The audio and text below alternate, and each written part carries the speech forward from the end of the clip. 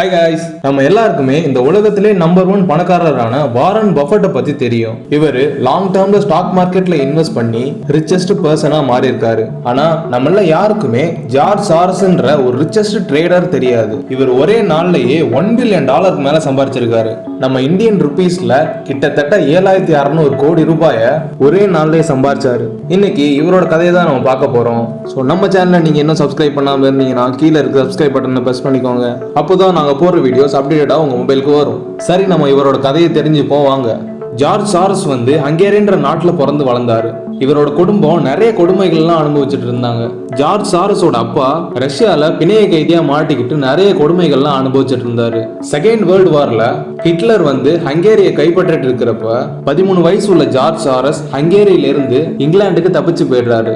இங்கிலாந்துக்கு போயிட்டு பிலாசபி படிக்க ஆரம்பிக்கிறாரு. பிலாசபில மாஸ்டர் டிகிரியும் பண்ணி முடிச்சிடுறாரு.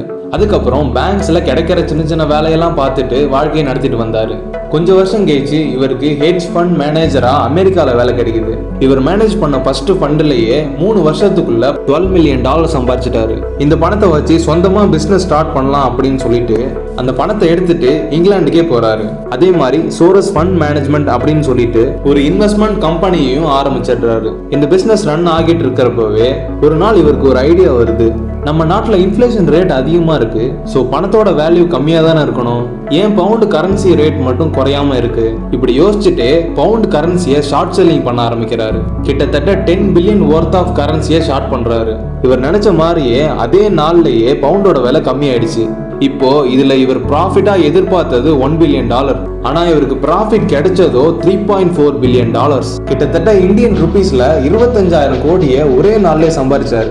இதனால பேங்க்ஸ் எல்லாம் திவால் ஆயிடுச்சு. மக்கள்லாம் ரொம்பவே கஷ்டப்பட்டாங்க. அந்த டேவையே பிளாக் வெட்னஸ்டேன்னு சொன்னாங்க. இந்த விஷயம் உலகம் ஃபுல்லா பரவ நிறைய பேருக்கு ஜார்ஜ் சாரஸ் பத்தி தெரிய வருது. அதுல இருந்து the man who broke the bank of England அப்படின்ற கோட் வச்சு கூப்பிட ஆரம்பிச்சாங்க.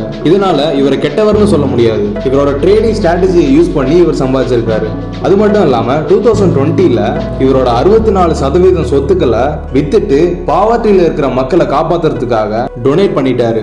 இவர் ஒரு கிரேட் பர்சன்ல நம்மள மாதிரி யங் ட்ரேடர்ஸ் இன்வெஸ்டர்ஸ்க்கு இவரோட லைஃப் ஸ்டோரி நமக்கு ஒரு லெசனை கற்றுக் கொடுக்கும்னு நினைக்கிறேன். ஸோ இந்த வீடியோ உங்களுக்கு பிடிச்சிருந்தா லைக் பண்ணுங்க, கமெண்ட் பண்ணுங்க, உங்க ஃப்ரெண்ட்ஸ் அண்ட் ஃபேமிலிக்கு ஷேர் பண்ணுங்க. மறக்காம சப்ஸ்கிரைப் பட்டனை பிரஸ் பண்ணுங்க. நெக்ஸ்ட் வீடியோல பார்க்கலாம். தேங்க்யூ.